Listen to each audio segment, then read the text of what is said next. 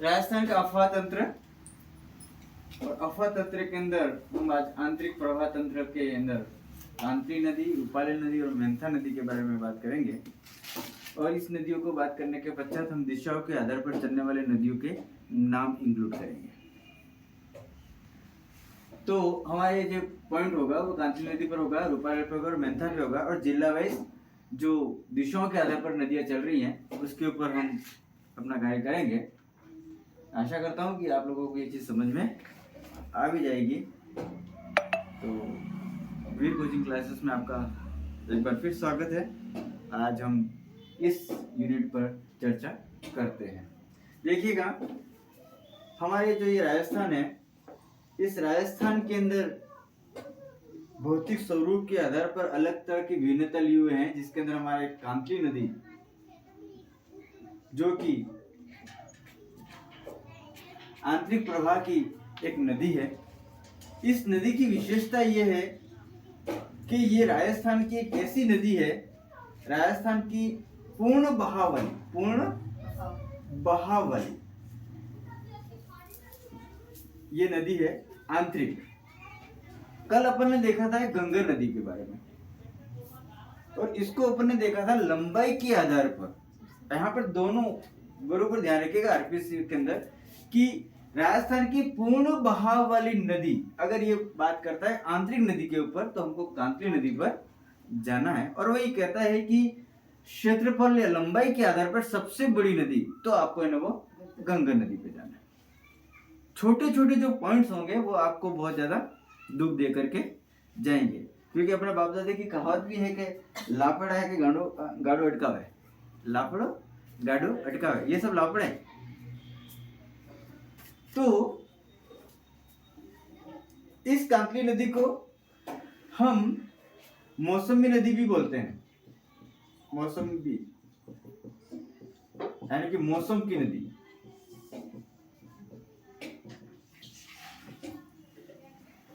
अब मुझे बताइए कि कांतली नदी जो है इसका उद्गम स्थल कौन सा है? इस कांतली नदी का उद्गम स्थल बताइए। नीम का थाना है? नीम का थाना कहाँ की है ये? नीम का थाना। और बताइए।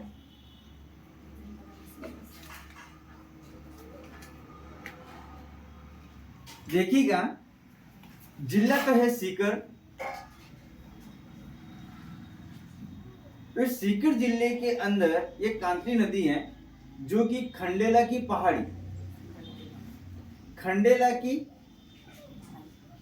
पहाड़ी से निकलती है। ये एक ऐसी नदी है जो सीकर से होती हुई झुंझुनू में आती है, और इस झुंझुनू वाला जो जिला है उसको बीचों बीच बराबर मात्रा में काटती है, यानी कि झुंझुनू जिले को दो भागों में विभाजित करती है। और जैसे ही सीकर, झुंझुनू और चूरू, यहाँ पे थोड़ा ऊपर चलना था, मैं नीचे चल रहा हूँ। जैसे चूरू जिले के सीमा पर आती है ये, और ये विलुप्त हो जाती है। कहने का मतलब यह है कि जैसे सर्वाधिक बरसात होगी तो इस खंडेला के पानी, पहाड़ियों से जो बरसात गिरेगा पानी, और जो जैसे नीचे रिसा होगा, प्रहार होगा, तो वो सीधे है ना वो सीकर से होती हुई, झुंझुनू होती हुई, जैसे ही चूरू की सीमा तक आती है, तब तक इस पहाड़ी पर जो पानी बरसा है उसका लेवल खत्म हो जाता है, जिसकी वजह से यह चूरू की सीमा में आकर के, क्योंकि चूरू है वो रेतीला भाग है पूर्ण रूप से, तो यहां पर आते आते ये विलुप्त हो जाती है। ये 100 किलोमीटर चलती है, ऐसा कह सकते हैं। लेकिन देखिएगा, यहां पर ध्यान रखिएगा कि ये जो 100 किलोमीटर लिखा हुआ है, इसके स्थान पर दूसरा शब्द का यूज होगा। 100 किलोमीटर मैंने कल यहां के लिए बात की थी। 99% जो बुक्स हैं उसके अंदर ना किलोमीटर की बात होती रहती है, लेकिन इस नदी के लिए यहाँ पे किलोमीटर न होकर के मील का प्रयोग होगा।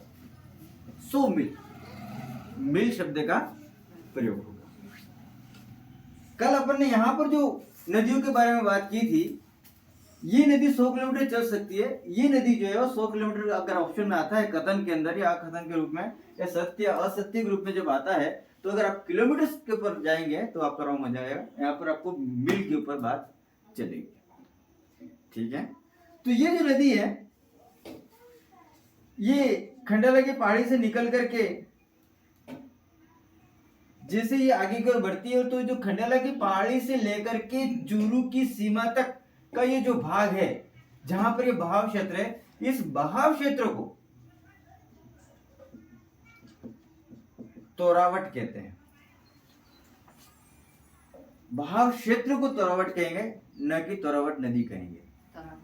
तोरावट नदी का भी यूज होगा, लेकिन वो जो नदी है वो वहां के स्थानीय भाषा में हमारी एक दूसरी नदी जाएगी, उसको तोरावट नदी बोलेंगे, बल्कि यहाँ पर बहाव क्षेत्र को ही तोरावट कहेंगे। ठीक है, तो ये हमारे ना वो मौसम पर चलने वाली नदी है।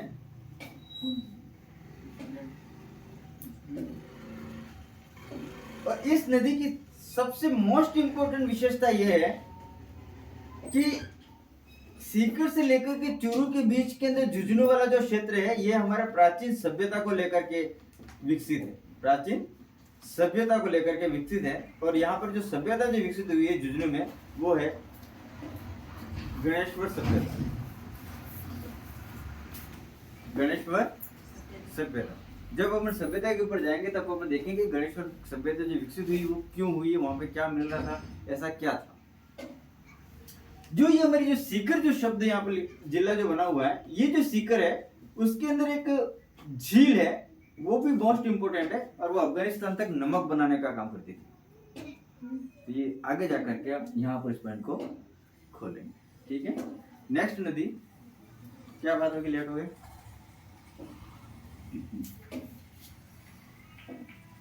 नेक्स्ट जो नदी है वो है रूपारेल। रूपारेल जो नदी है वो कहाँ की है, बताइए देखा।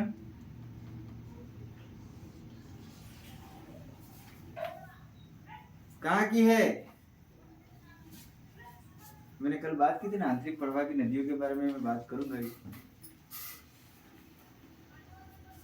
आप जितने क्वेश्चंस करेंगे मैं उतना ही ज्यादा है ना वो पुटअप दूंगा, ये तो मैं भूल जाता हूँ। क्योंकि उसका कारण है कि आप क्वेश्चन करेंगे, मेरे को मजा आएगा और फिर मैं धुन में चढ़ता हूँ। और धुन में चढ़ूंगा तो फिर उस जगह पर जहां पर प्रश्न बनने लायक पॉइंट है वहां तक जाके खड़ा हो जाऊंगा। तो इससे ये लगता है कि आप लोग है ना वो इतना ज्यादा नजरअंदाज कर रहे हैं। अलवर जिले के, चलो यहाँ पर मैंने अलवर जिला भी बोल दिया। अब बताइए अलवर जिले का कहां पर?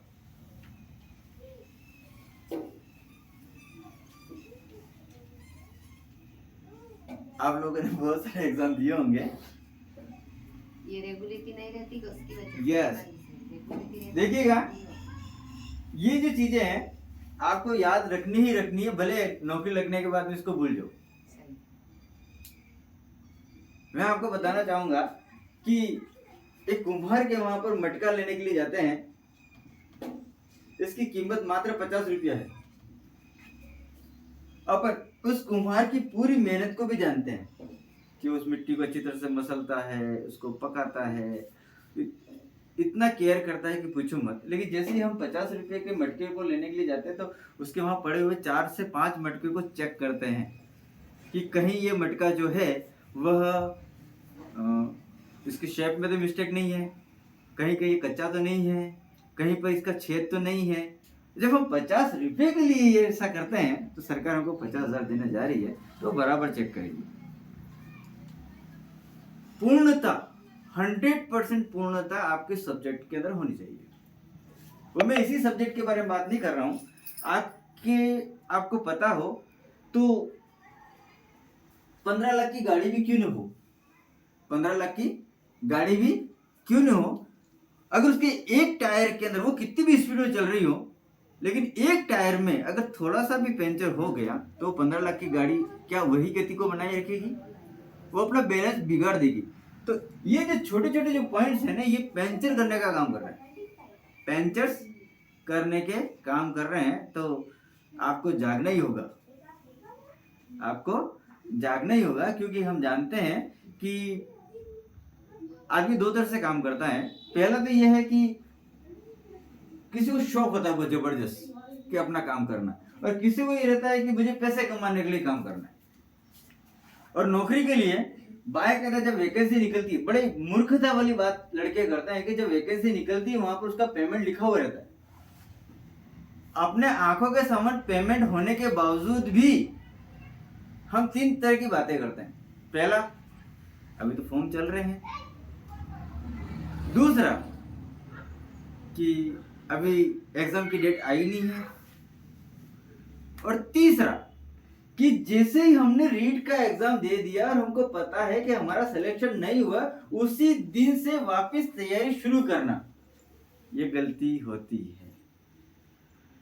क्योंकि आपके जो ट्रेनिंग जो पीरियड है, उस ट्रेनिंग जो कर रखी है उसके अंदर आपको फिक्स पता है कि कहीं ना कहीं 1 साल 2 साल 1 साल 2 साल 3 साल के बाद में वैकेंसी निकलनी है, और हम इस एग्जाम के अंदर फेल हो चुके हैं, तो आपको उसी दिन वापस आने वाले 2 साल के एग्जाम के लिए स्टार्ट होना पड़ता था। उसका कारण क्या है कि आपने ई मित्र पे जो फॉर्म भर दिए, हंसी मजाक में भर दिए, और आपने अपना उस पेमेंट पे नजर नहीं लगी।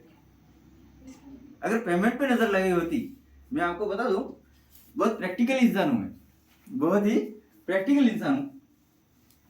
अब मैं आपको एक छोटा सा, यानी पढ़ाते पढ़ाते मैं थोड़ा सा एक्स्ट्रा लेके जा रहा हूं मैं, कि आपका रीट का एग्जाम कब हुआ था? कब हुआ था? 2021। ओके,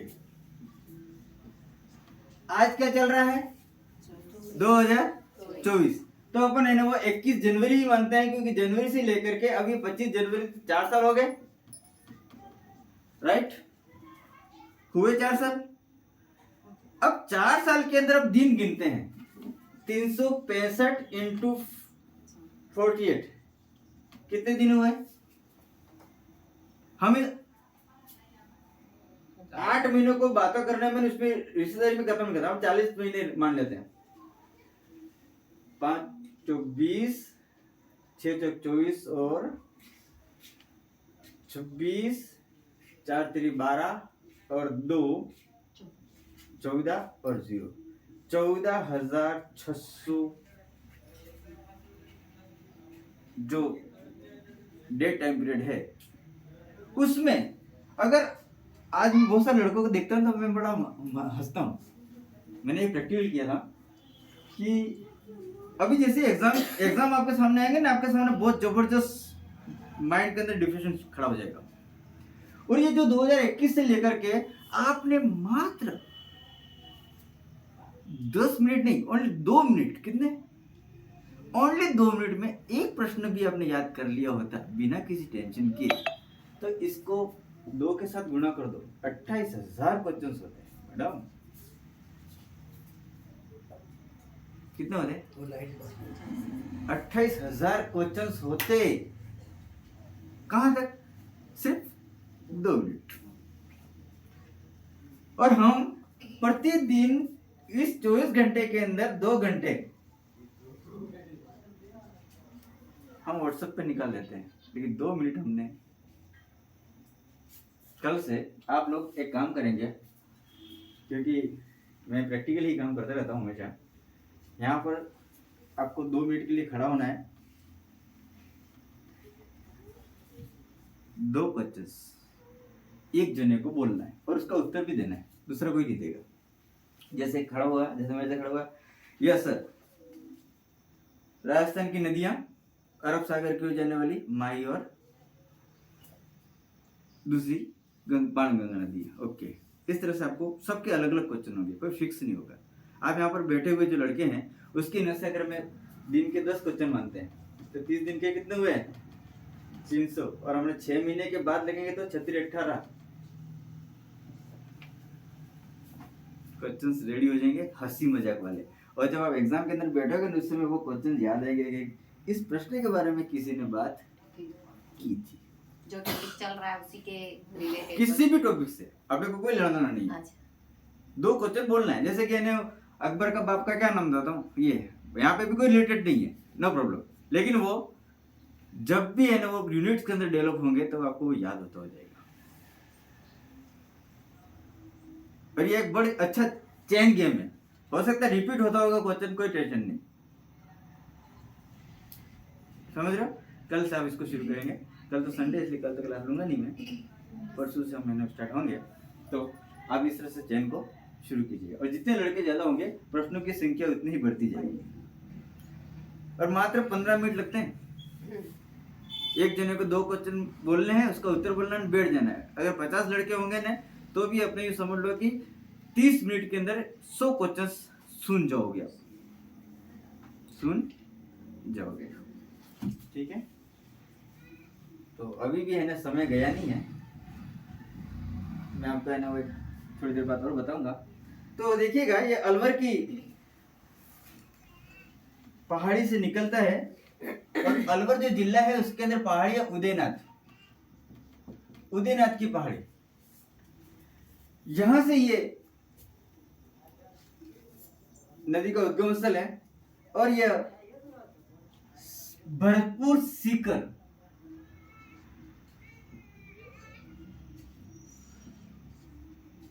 तक जाती है, और उसके बाद में ये विलुप्त हो जाती है। अब आती है हमारी मेंथा, खंडेला की पहाड़ियों से फिर ये उदयनाथ की पहाड़ी, अलवर से वो काटली नदी, काटली खंडेला की पहाड़ी, अच्छा काटली नदी, अब खंडेला की, सरूपा रे की रूपा पहाड़ियाँ, उदयनाथ की। उदयनाथ, अच्छा दोनों अलग अलग हैं। अलग अलग। अब तीसरे नंबर की है मेंथा। ये हमारे जयपुर जिले के मनोहरपुरा से निकलती है, और सांबर झील के अंदर मिल जाती है, सांबर झील के अंदर मिल जाती है। ये जो खास मोस्ट इंपोर्टेंट नदियां हैं जिस पर आरपीएस से अपना क्वेश्चंस लेता रहता है। तो हम इसको और बात एक बार और रिपीट लगाएंगे, क्योंकि हम ये मान के चलते हैं कि अभी आपके उसमें जीरो नॉलेज है। जैसे हम रिपीट को लेंगे उस समय है ना वो आपके क्वेश्चन जो आपने सुन रखे हैं उसके बाद, क्योंकि हमारे यहाँ पे उद्देश्य ये चलता है कि एग्जाम की 2 दिन पहले छोड़ते हैं, तो उसके बीच में भले वो 10 बार रिपीट हो क्लास, हम रेगुलर जारी रखते हैं, ठीक है। तो अब हम देखते हैं दिशाओं के आधार पर नदियों का जो डिजाइन डेवलप की है, आपको कहीं पे भी नहीं मिलेगा ये, आप इसको नोट करना चाहे तो कर सकते हैं।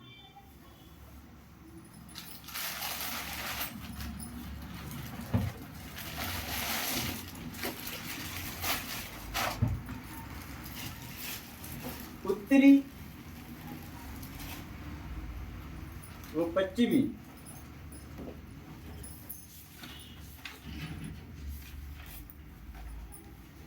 राजस्थान की जो नदियां हैं,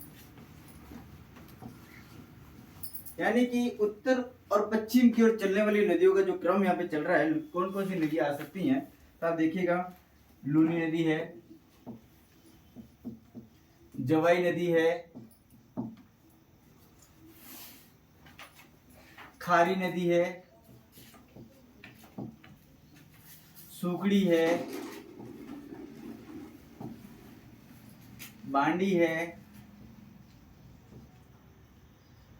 सांगी है, जोजड़ी है, कांतली है,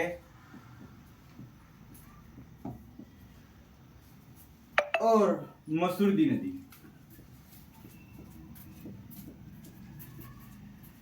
ये वो नदियां हैं जो उत्तर और पश्चिमी राजस्थान के अंदर डेवलप है, उत्तरी और पश्चिमी राजस्थान के अंदर डेवलप है। फट देकर के आगे आप क्वेश्चन मान लो कि राजस्थान की उत्तर और पश्चिम में चलने वाली नदियां कौन सी हैं, ए बी सी कर देंगे तो ये इतनी ही नदियां ऐसी हैं जो उत्तर और पश्चिमी दिशाओं की यानी उत्तर वाले भाग में, उत्तर से पश्चिम की ओर, यानी कि यहाँ पे देखिएगा ये राजस्थान है, और ये राजस्थान का अजमेर से ऊपर वाला जो भाग है वो उत्तर की ओर आ गया, ठीक है। तो उत्तर से किस ओर चल रही है, पश्चिम की ओर। कौन कौन सी है, लूनी है, जवाई है, खारी है, सुकड़ी है, बांडी है, सागी है, जोजड़ी है, कातली है और मसूरी है।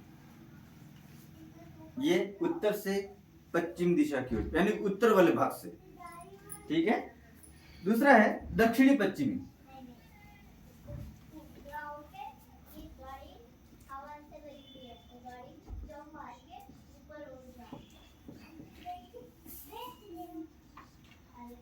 दक्षिणी पश्चिमी राजस्थान के अंदर जो नदियां चल रही हैं वो है पश्चिमी बनास,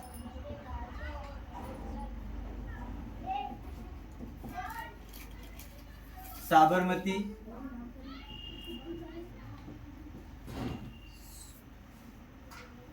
वाकल, सेई।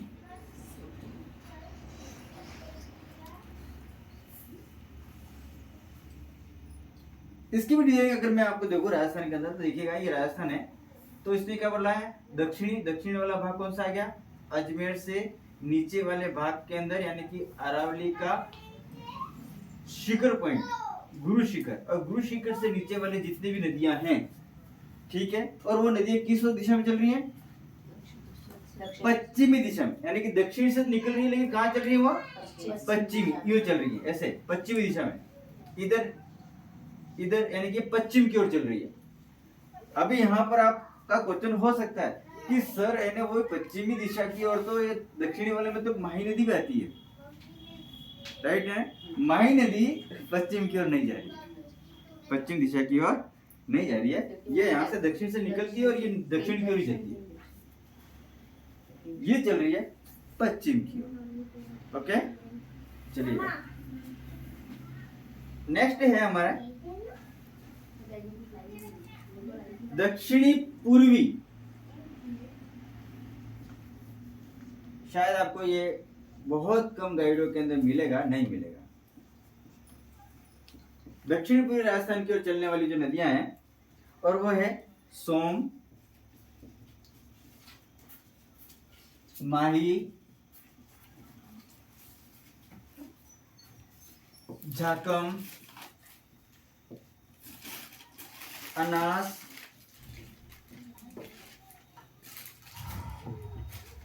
मोरेन मित्री।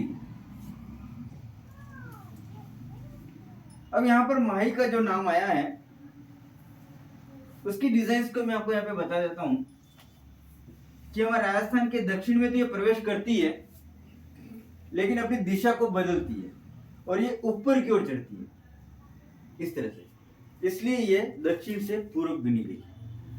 अब इसके बाद में जब ये प्रवाह की बात करेगा तब ये दक्षिण की ओर जाएगी क्योंकि ये यहाँ से अपनी दिशा को वापस बदलेगी। ठीक वैसे ही जैसे सोम है वो सोम यहाँ से निकल रही है तो ये नीचे की ओर नहीं आ रही नीचे ये उतर तो रही है ये लेकिन ये कहाँ से पूर्व की ओर चल करके और फिर नीचे उतरती है। तो यहाँ पर ये दिशाएं बता रही है कि इसका प्रवाह दिशा किस ओर है यानी कि दक्षिण से पूर्व की ओर चलने वाली में सोम है माई है जाकम है अनास है मोरन और मित्री है। ये जो मोरन है और ये जो मित्री है ये सब छोटी नदियां हैं। यहाँ पर जैसे ये सही नदी है वो भी छोटी नदी है ये भी जैसे ये कातली और मसूरी नदी है वो भी छोटी नदियां हैं और बाकी ये जो नदियां हैं यहाँ पे जो दे रखा है जिस नदी के पीछे डी शब्द लगा हुआ है वो लूनी की सहायक नदी है। जिस नदी के पीछे डी शब्द है इसका मतलब वो सब लूनी की सहायक नदी है। ठीक है आपको कहीं पर भी याद करने की जरूरत नहीं है आंखें बंद करके वो भी बोले कि खाड़ी तो डी लगाए पीछे तो वो उसकी भाषा में कुछ भी बोलता हो हमने कोई लेना देना नहीं है वहां स्थानीय भाषा में कुछ भी बोल रहा हो डी लगा है इसलिए लूनी की सहायक जोजड़ी सुकड़ी बांडी सागड़ी मसूड़ी ये सब डी शब्द लगे हुए हैं डी इसका मतलब लूनी।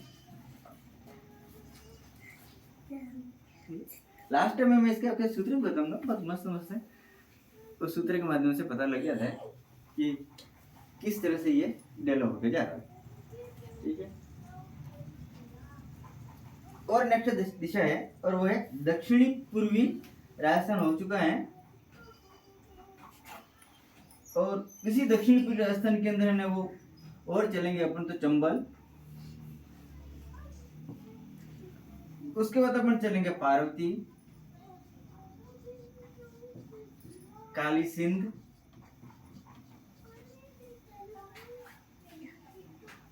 कुराल,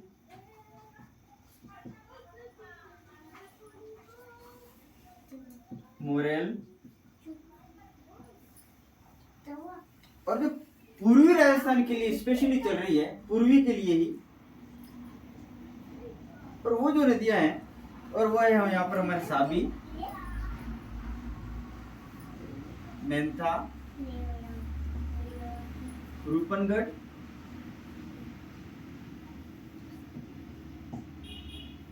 बाणगंगा,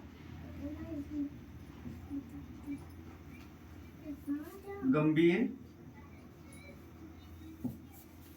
और भारत। कुछ नदियां ऐसी हैं जो पूर्वी दिशा की भी चल रही हैं और दक्षिण पूर्वी में भी चल रही हैं, जो कि सहायक नदियों के अंदर काम करेंगे। ये एक डिजाइन है, ये पूरे राजस्थान के दिशाओं के आधार पर ये नदियां हैं। पूरे राजस्थान के अंदर दिशाओं के आधार पर प्रभावित होने वाले के तरीके से ये नदियां बनी हुई है। सोम नदी, माही, जाकम, मनास, मोरेल, मिस्त्री, चंबल, पार्वती, काली सिंध, कुराल, मोरल, ये सब दक्षिण से प्रवेश करके पूर्व की ओर चढ़ रही है। यहाँ पर कहीं पर भी उत्तर की ओर नहीं है, कहीं पर भी उत्तर की ओर नहीं है। अगर यहाँ पर आप गंगा नदी के बारे में भी देखेंगे ना, तो गंगा नदी भी यहाँ पर प्रवेश कर रही है, तो वो यूं ही जा रही है, यहाँ से होके वापस यूं नहीं चल रही है। इसलिए यहाँ पर उत्तर शब्द कहीं पे भी यूज नहीं है। ठीक है, और ये आपको डिजाइन इसलिए बता रहा हूँ कि आरपीएससी ने अपना एक नया लॉजिक शुरू किया डिजाइन बनाने का। आपको बता दूं 2008 के अंदर, उतर लिया इसको, 2008 के अंदर आरएस का एग्जाम हुआ था। उस आरएस एग्जाम के अंदर 2 डिजाइन आई थी, डेवलप हुई थी। उसमें उन्होंने क्या किया था कि राजस्थान की नदी, इस तरह से राजस्थान का नक्शा बनाया था, इस तरह से उसने यहाँ पर इस तरह से ये लिया था, शेप ली थी, और फिर इसको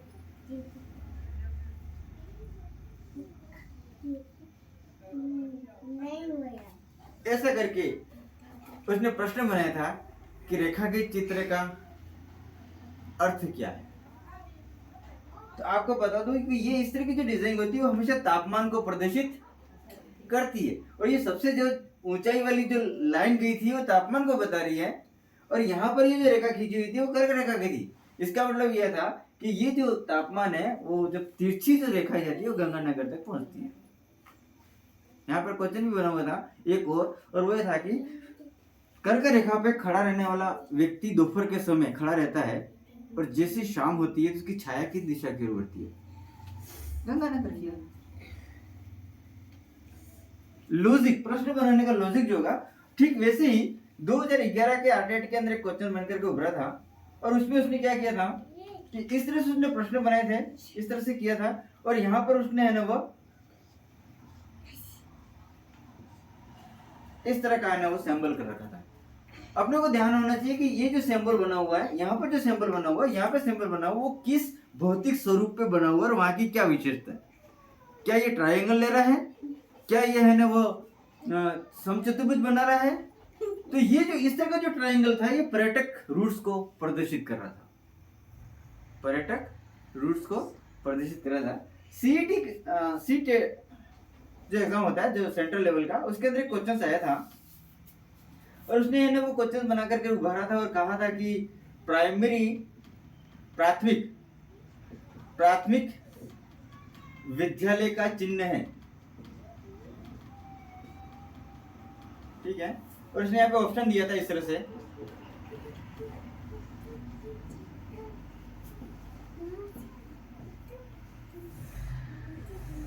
और चौथा दिया था, बता सकते हैं प्राथमिक का सैंपल कौन सा है? फर्स्ट वाला। ये यूपीएस है, और इसको कहीं याद करने की जरूरत नहीं है, आपकी आंखों के सामने ये चीजें घूमती है, लेकिन हम क्या कर रहे हैं, नजरअंदाज कर रहे हैं। अब ये चिन्ह कहाँ मिलेंगे आपको मालूम है? कहाँ मिलेंगे? आंगनवाड़ी केंद्र पे। वहां पे बाकायदा रोड का भी डिजाइन होगी, हॉस्पिटल की भी डिजाइन होगी, आंगनवाड़ी की भी डिजाइन होगी। और 2016 के अंदर है तो जेल पेरी के अंदर क्वेश्चन आया था कि आंगनवाड़ी का नया नाम कौन सा है?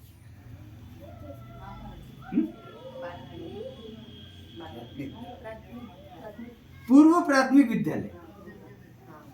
जो कि अपन बार बार उस जगह पे जा रहे हैं, और उस एग्जाम का जैसे क्वेश्चन है सब यूं यूं करके सर को करना पड़ता है। तो आपको बहुत सी चीजें जो है वो बारीकी से देखनी होंगी, है? आंगनवाड़ी केंद्र यूं ही लिखा हुआ है। अब वो उनके है ना, वो प्रॉब्लम जो है वो उन्होंने से कर रखा है, बल्कि अपने को तो क्लियर ही देखना पड़ेगा। यस, हमारे है ना वो त्रिवेणी संगम भी बने हुए हैं इन नदियों पर। और ये जो त्रिवेणी संगम है, इसमें पहला जो त्रिवेणी संगम है वह है बनास, मेनाल और बेड़च। किस जगह पे ये?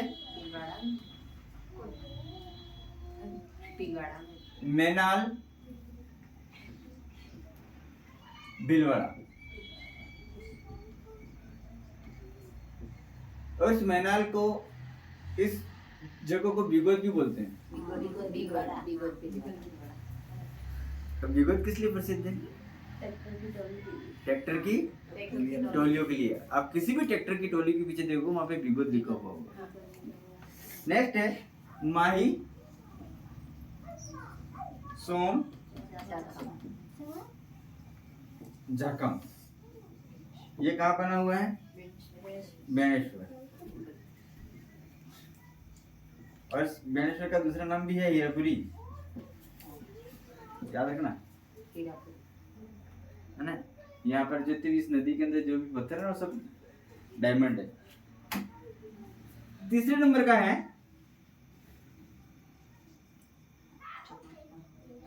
बनास, चंबल और सिफ। किस जगह बना हुआ है ये? रामेश्वरम, सवाई माधोपुर। क्यों प्रसिद्ध है ये? क्यों प्रसिद्ध है? गणेश मंदिर। यहाँ पर रावण ने अपनी तपस्या करके 10 सरों का वरदान प्राप्त किया। हाँ, धाम है ये। 4 धामों में एक मुख्य धाम। ये है ना वो आपके त्रिवेणी संगम है।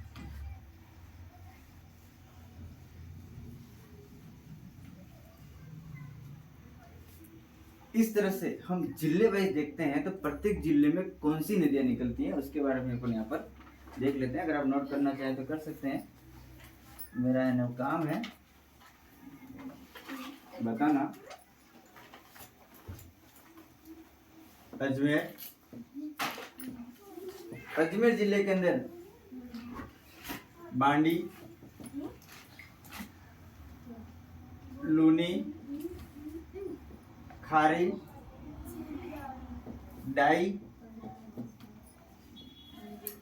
और बनास, ये जो नदियां हैं वो अजमेर जिले से गुजरती है। ठीक है। उसके बाद में है अलवर। अलवर में है रूपारेल,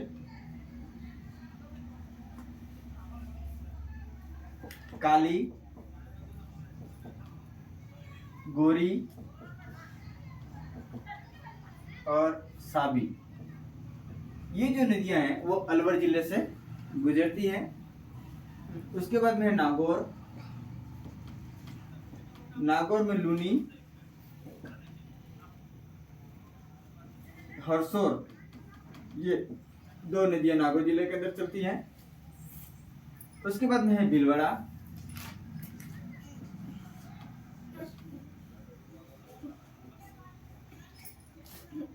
बनास, बेड़च,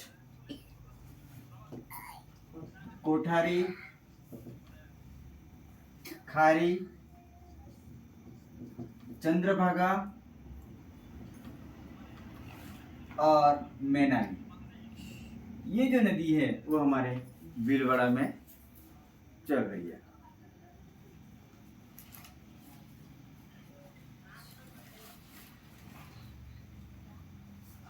उसके बाद में टोंक। टोंक जिले के अंदर बनास, मानसी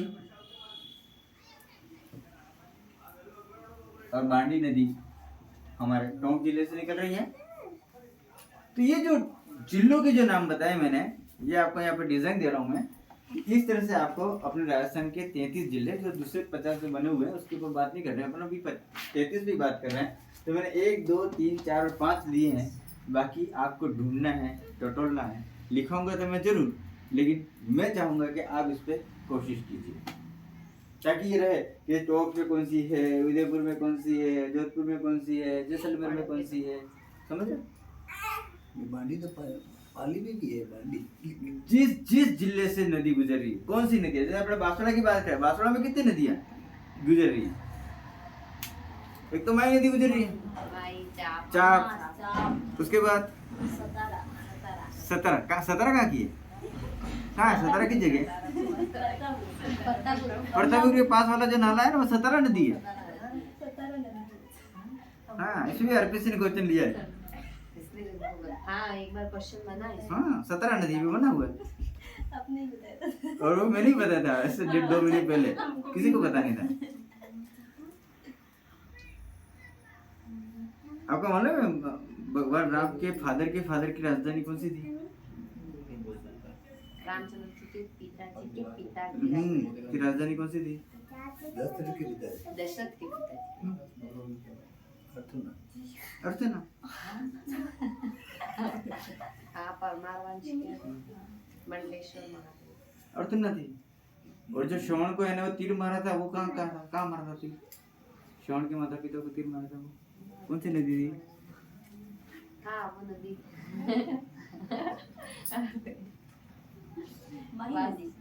हाँ, ये परसोली वाली माई नदी। इतिहास अपन यहाँ के होते हुए भी नहीं बता सकते।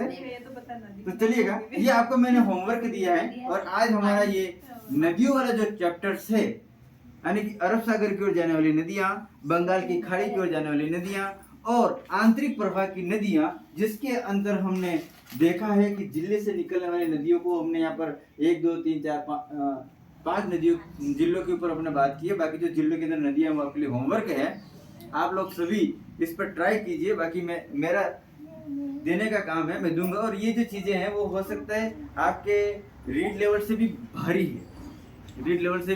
भारी है, लेकिन मैं तो यहाँ पर यही आशा करता हूँ कि यहाँ पर बैठे हुए 99% लड़के हैं वो प्रशासनिक अधिकारी बने, और जिसके अंदर आपको कहीं पर भी ढूंढने की जरूरत नहीं पड़े। एक गाइड, एक चीज और 100% रिजल्ट, चाहे वो किसी भी एग्जाम के अंदर बैठो, आपका काम हो जाएगा। कहीं ऐसा नहीं होगा कि सर ने हमको नदियाँ पढ़ाई थी और हम महिला सुपरवाइजर के लिए एग्जाम देने के लिए जिले के अंदर अलवर में कौन सी नदी थी हमको बताया ही नहीं, ऐसा होगा नहीं। हो सकता है अलग अलग एग्जाम के लिए अलग अलग तरीके से प्रश्न बनते हों, लेकिन हमको वो सब कुछ ध्यान में रखते हुए आपको मैटर दे रहे हैं हम लोग। आप कितना पकड़ते हैं और आप भविष्य में क्या बनना चाहते हैं वो आप पे डिफरेंट है। हम आपको प्रशासनिक अधिकारी बनने का नॉलेज दे रहे हैं। हो सकता है क्योंकि हमारे पढ़ाए हुए बच्चे जो हैं वो भी लेक्चरर भी हैं और आरएस अधिकारी भी हैं, और उन्होंने कहीं पे भी किसी भी क्लास को अटेंड नहीं किया है, सिर्फ मेरे पास पढ़े हैं। उसके बाद में वो कभी किसी पास गए भी नहीं है, क्योंकि उनका मैटर परफेक्ट आ चुका है। और ये सब चीजें अगर आप ढूंढने के लिए जाते हैं तो मार्केट में आने वाली जो बुक्स हैं उसमें आपको 4 से 5 बुक्स टोटलनी पड़ेगी, और यहाँ पर लगभग 110 बुकों का कलेक्शन है। 110 बुकों का कलेक्शन है। उस कलेक्शन के माध्यम से मैंने इसको किया। ये फर्स्ट राउंड चल रहा है। सेकेंड राउंड के अंदर हम इसके ऊपर और डीप पे जाएंगे, तो आशा करता हूँ कि आपको जो मैंने ये होमवर्क दिया है वो आप जरूर समय पे करेंगे, ताकि मुझे भी उत्साह मिलेगा, ताकि मुझे और आगे बढ़ने का काम में मजा आएगा। धन्यवाद।